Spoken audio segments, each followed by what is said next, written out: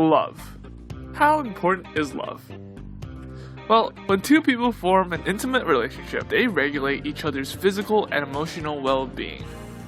Like, literally. There have been experiments where they show this.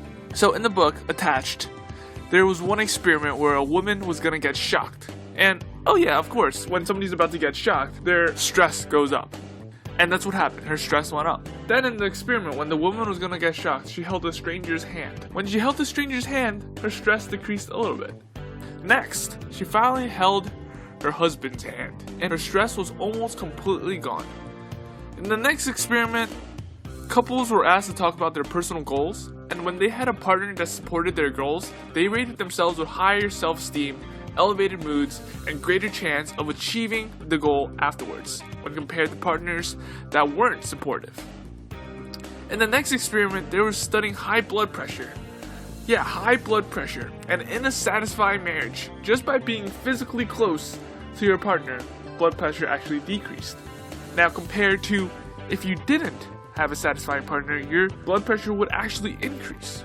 So what does this mean? Why do we care about this, right? We have to basically find the right partner that caters to us. According to the attachment theory, there are three main attachment styles that we all are. There's the secure, the anxious, and the avoidant. Secure people are naturally warm and lovely. They don't easily get upset over relationship matters and effectively communicate with others. Anxious people need to be very close to their partners. Their relationship plays a big role in their lives. They're very sensitive to small details and easily get upset to any change that can happen. They can also hardly focus on anything else but the relationship. The avoidant people want to maintain their independence. They're uncomfortable with too much closeness and intimacy. Yet they still have a need for an attachment and love. They're distant and send mixed signals as well, and it's very hard for them to open up. After you know what these three attachment styles are, we have to first figure out what attachment style we each are, and what attachment our partner or future partner is. Because mismatched attachment styles can lead to a great deal of unhappiness in marriage, even if the two people love each other a lot. Now, it sounds that being secure would be the end-all be-all, right? Everyone wants to be secure, and if you're anxious or avoidant, you'll never fall in love, or you'll never find love. But that is not true, because all attachment styles are programmed to connect to someone special.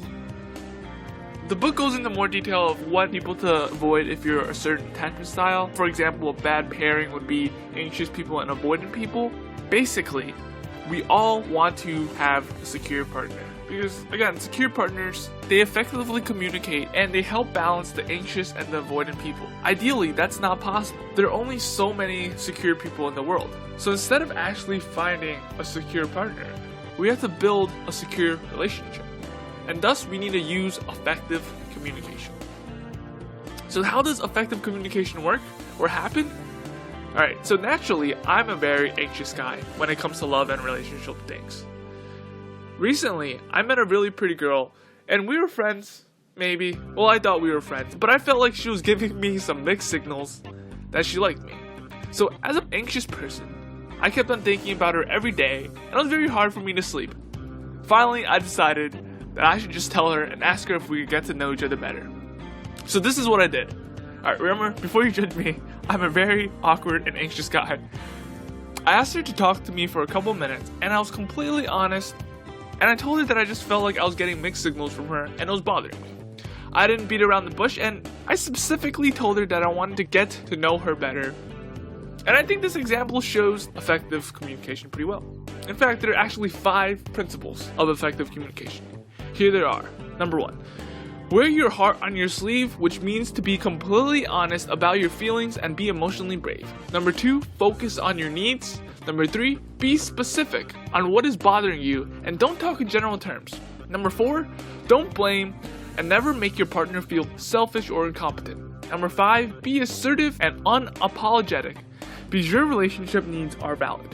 When I had this conversation, I felt that I needed to be brave and I told her what I wanted, which was to get to know her better. I also specifically told her that I felt that she was giving me some mixed signals and it was bothering me. As for the blaming part, I'm not sure if I did that or not, but in the end, she said no, but that relieved me so much. My anxious side just shut off and I could start sleeping and focusing better again. If I hadn't used effective communication, I would have kept on thinking about the situation over and over, and it would have given me many nights of bad sleep. In the end, the main point of the book is that relationships should not be left up to chance.